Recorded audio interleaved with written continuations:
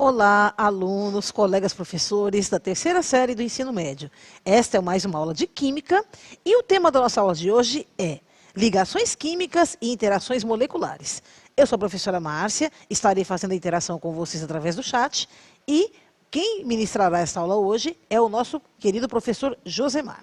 Só que antes da gente começar a aula, temos aqui um recadinho, rapidinho para vocês, tá bom? Vamos lá. O chat do aplicativo, gente, é para uso exclusivo dos professores. Os alunos, eles enviam suas mensagens através do chat da turma, da escola, e os professores repassam para nós aqui no nosso chat do Centro de Mídias, tá? Então, por favor, caros professores aí que estão ajudando a gente nessa mediação, tá? Não deixem de escrever o nome da escola de vocês e o nome do aluno que está fazendo a pergunta, certo? Ou a interação. Alguns alunos não estão conseguindo visualizar as turmas corretamente, tá? Mas a equipe da Citem já está trabalhando para corrigir esse probleminha. A partir dessa semana, gente, a gente também vai ter mais novidades, tá? Nós vamos ter tarefas e atividades após as aulas do Centro de Mídias. As tarefas ficarão disponíveis no aplicativo. E aí, quando o aluno clicar lá em turmas, e na turma dele, no botão tarefas, vai abrir a tarefa ali que ele deverá desenvolver, certo? Nas redes sociais da Seduc, vocês também encontram mais informações sobre como acessar essa nova funcionalidade. Lembrando que as tarefas valem presença aqui do Centro de Mídias. Obrigado e vamos à aula de hoje. Boa tarde. Obrigado aí pela colaboração de todos. Vamos iniciar aí mais um ano com as aulas de Química. Espero estar aí até o final do ano e conto com a colaboração de todos os professores, contribuindo aí para que nossa aula possa se tornar mais agradável, mais interativa. Agradeço também a professora Márcia por estar aqui nos ajudando hoje em nossa mediação, ok? Como ela disse, o tema da aula hoje, ligações químicas e interações moleculares, ok? Vamos lá então. Combinados, realize as atividades propostas, anote suas dúvidas, ok? Objetivo do conhecimento, interações inter e intrapartículas para explicar as propriedades das substâncias como temperatura de fusão e de ebulição, solubilidade e condutibilidade elétrica. Habilidade, fazer previsões sobre o tipo de ligação química de uma substância a partir da análise de suas propriedades. Então nós temos aí, uma retomada do conteúdo do segundo ano, ok?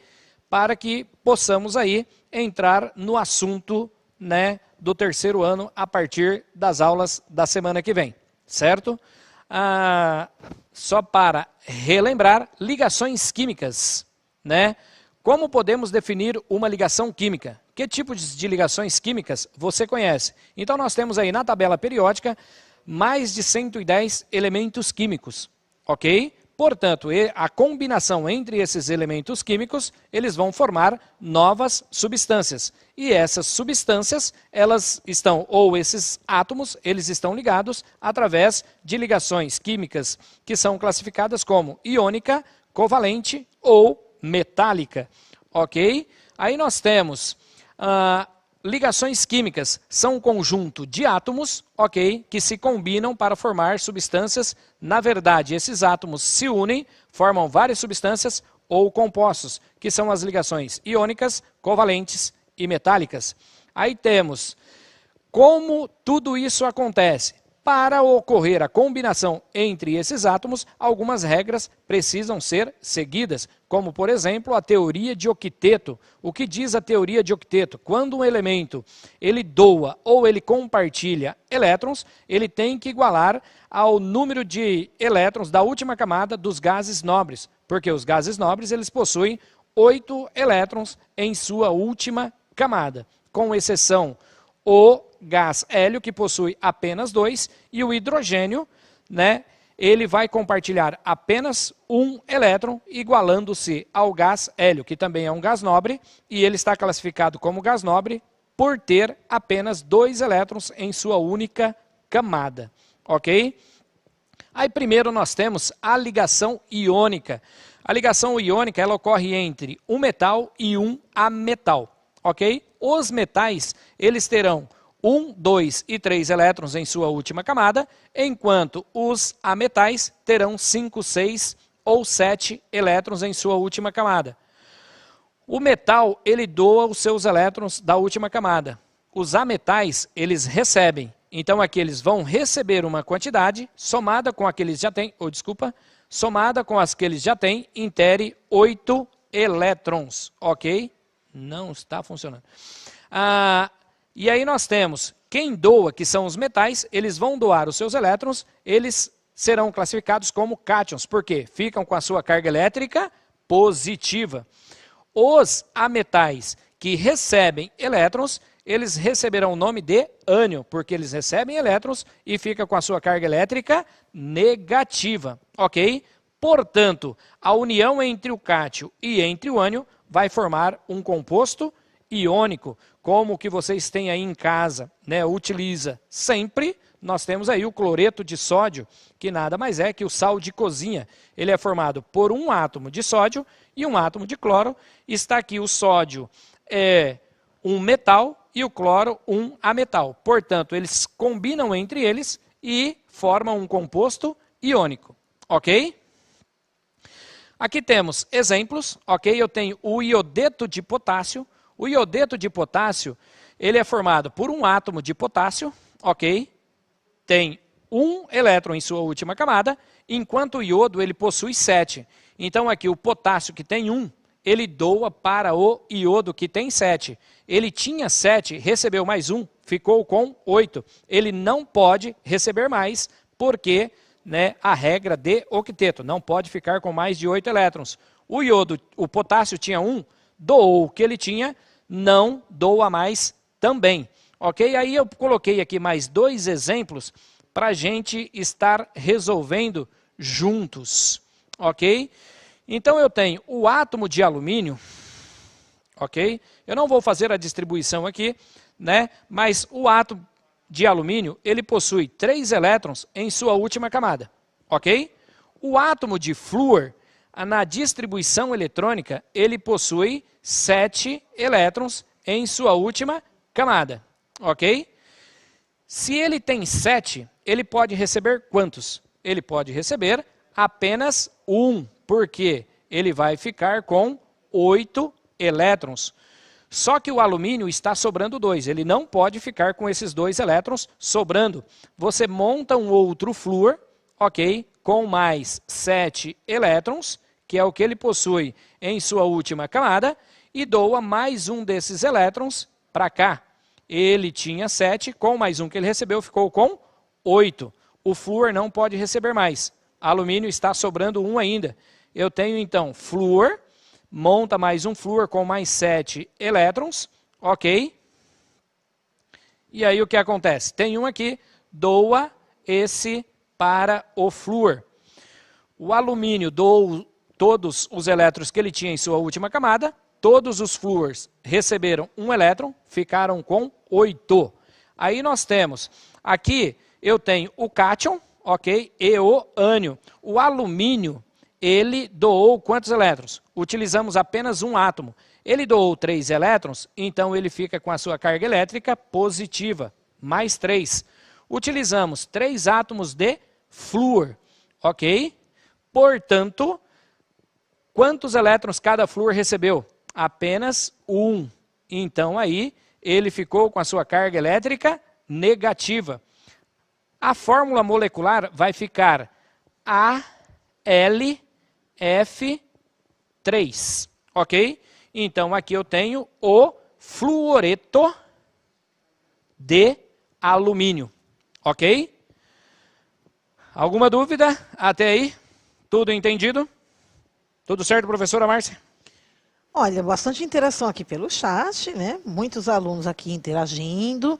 Alunos da Escola Estadual Joaquim de Moura Candelária, né? Da professora Maristela Vieira, também de São Bernardo do Campo. Alunos do Guarujá. Alunos do Brasílio Machado, aqui da Diretoria Leste 1, aqui da capital, né? Participando também.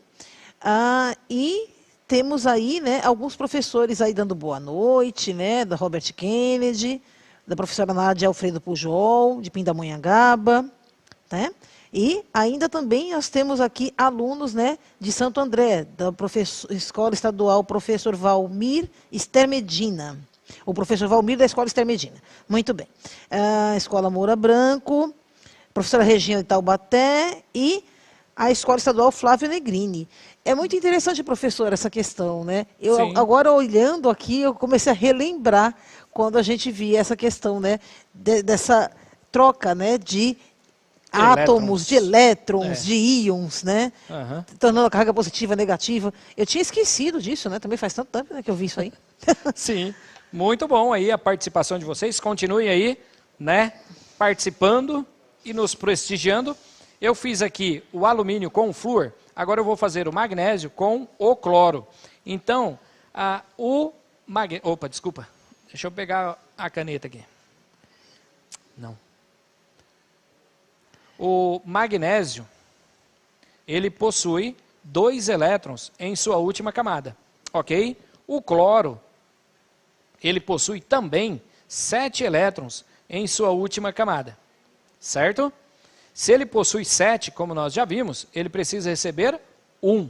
Recebeu 1, inteirou 8, não pode receber mais. Monta um outro cloro com mais 7 elétrons, ok? E doa mais 1 para o cloro. O cloro ficou então com 8. Então aqui eu tenho magnésio, doou quantos elétrons? 2. Ele fica com a sua carga elétrica positiva, mais 2. Quantos átomos de cloro usamos? 2. Cl. Portanto, usamos 2 cloros, cada um deles receberam 1 elétron. Então, temos a carga elétrica negativa. Aí nós temos, então, a fórmula vai ficar Mg, ok? Cl2. Então, aqui nós temos o cloreto de magnésio, ok? Então, aqui são exemplos de ligações iônicas, na qual ocorre entre o metal e o não metal. O metal, ele doa os seus elétrons da última camada para os não metais, ou os ametais. E os ametais precisam receber uma quantidade, somada com a que eles já têm, intere 8, ok? Vamos lá então, aí nós temos a ligação covalente, né? A ligação covalente é uma ligação química caracterizada pelo compartilhamento de elétrons. Então a ligação covalente ocorre entre 2 ametais. Eles não doam nem recebem elétrons, eles apenas compartilham os elétrons, né? E precisam também inteirar 8 elétrons em sua última camada. Como eu já disse, com exceção o hidrogênio, que ele vai ficar somente com 2 elétrons, ok? E eles podem formar pares de ligações simples, duplas ou tripla, ok? Temos aqui um exemplo da amônia.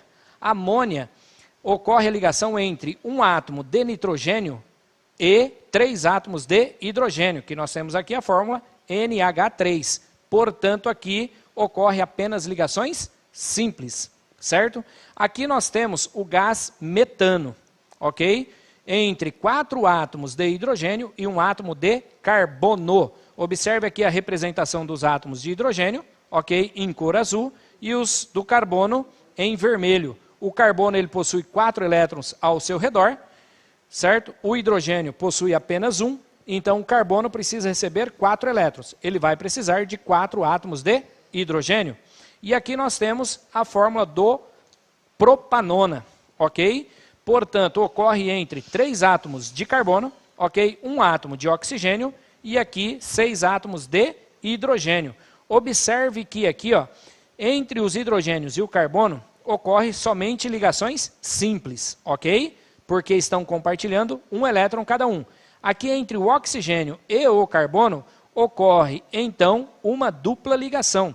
Entre o carbono e o oxigênio, eles compartilham 2 elétrons, ok? Para inteirar aí o total de 8 elétrons. Aqui nós temos tipos de fórmulas, que na ligação covalente nós temos 3 tipos, né? A fórmula eletrônica, que é a fórmula de Lewis, nós temos a fórmula estrutural e a fórmula molecular. Aqui eu tenho a molécula de água, ok? H2O. Observe que o oxigênio tem 6 elétrons, o hidrogênio tem 1 cada um, portanto eles compartilham, o oxigênio fica com 8 e cada hidrogênio fica com 2. Fórmula estrutural, que é representada por ligações. Na fórmula eletrônica aparece a quantidade de elétrons, ok? Na fórmula estrutural não tem elétrons, apenas ligações. Então, entre o oxigênio e o hidrogênio, estão compartilhando um elétron, uma ligação. Como são dois átomos de hidrogênio, ok? Temos dois átomos de hidrogênio e cada um está compartilhando um elétron com o oxigênio. Aqui nós temos o metano, um carbono, 4 hidrogênios, ok? Nós temos aqui a fórmula eletrônica, ou estrutural, 4 ligações. E aqui a fórmula molecular é representada apenas pelos átomos que formam a substância. Então, a fórmula molecular do gás metano é formada por um átomo de carbono, ok? E 4 átomos de hidrogênio. Temos aqui a molécula de gás oxigênio, 2 átomos de oxigênio. Portanto, como eles têm 6, eles compartilham apenas 2 elétrons. Então, aqui nós temos apenas 2 ligações, que formam uma ligação dupla. E aqui eu tenho a fórmula molecular H2. Aqui nós temos o hidrogênio, carbono e nitrogênio. Observe que entre o carbono e o nitrogênio, eles compartilham 3 elétrons. Ok? Aqui faltou uma ligação. Ixi. Então aqui, observe que aqui está certo. Aqui faltou uma ligação. Eles estão compartilhando 3 elétrons, eu preciso ter aqui 3 ligações. Aqui a fórmula molecular, nós temos HCN. Ok? E aí nós temos um simulador. Vamos analisar simulações. Ok? Pode colocar na tela aí? Fazendo favor.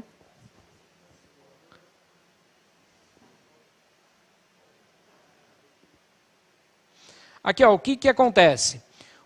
Só para ter uma noção aí, nós temos o sal, que ele é um composto iônico, ok?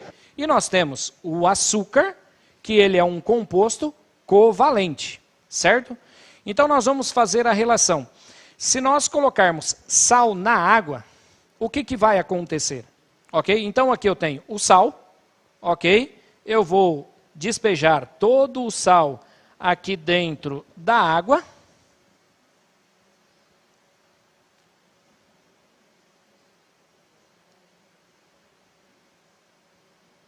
Acabou o sal? Aí nós temos, quando você coloca o sal dentro da água, ocorre uma dissociação. O átomo de sódio, ele se separa do cloro, certo? E aí você tem íons positivos de sódio, íons positivos de cloro. Portanto, se você pegar uma lâmpada com os fios, colocar dentro de um recipiente com sal, a lâmpada acende, né? Aí também depende da voltagem, tem que ser uma voltagem pequena, né? Não vai acender. E se você colocar uma água nesse recipiente e dissolver o sal? Aqui nós temos então, ó, um esqueminha com a lâmpada, ok? O que vai acontecer? A lâmpada acendeu. Por quê? Porque, como é um composto iônico, ele ocorre uma dissociação. Aqui na água, com sal, ele libera cargas elétricas positivas e negativas, ok? Então a lâmpada acende. Agora, se eu tirar um pouco da água, será que melhora a condutibilidade elétrica ou não? Ó, observe que se eu for soltando a água aqui, ó,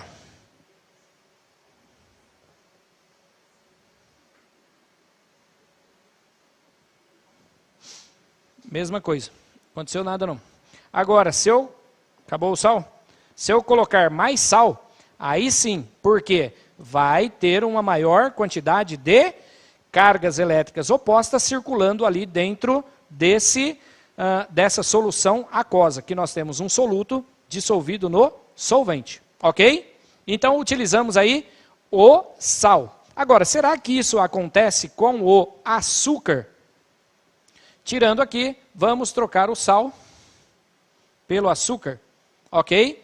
Colocando açúcar na água, ok? Remover o sal. Isso. Colocando aqui açúcar, o que que acontece? Será que vai acender a lâmpada também?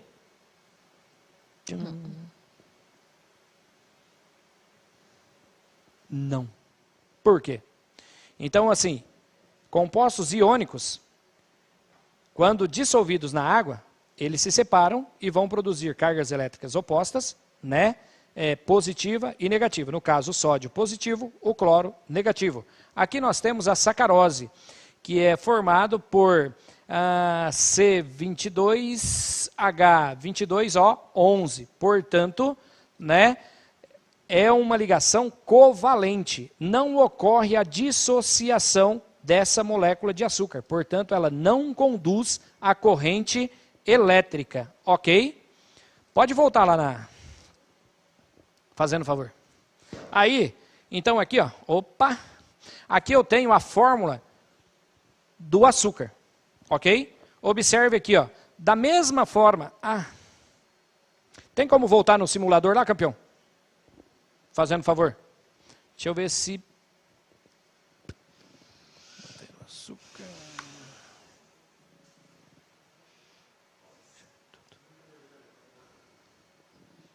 Não, pode passar lá, fazendo favor. Então aqui, ó, eu tenho a molécula de açúcar. A molécula de açúcar, ela vai entrar na água assim e ela não vai se separar, ok? Por isso, ela não conduz a corrente elétrica, não ocorre a dissociação, certo? Aí, testando os seus conhecimentos. Por que a lâmpada não acende quando está em contato com o sal sólido? B. Por que a lâmpada acende quando entra em contato com a solução água mais sal? Letra C. Qual a diferença entre sal e o açúcar para que a lâmpada não acenda na solução de água e açúcar comum, sacarose? Que tipo de ligação ocorre entre os átomos que formam a molécula da sacarose? Ok? Vamos dar aí 1 minuto e meio para vocês responderem para a gente.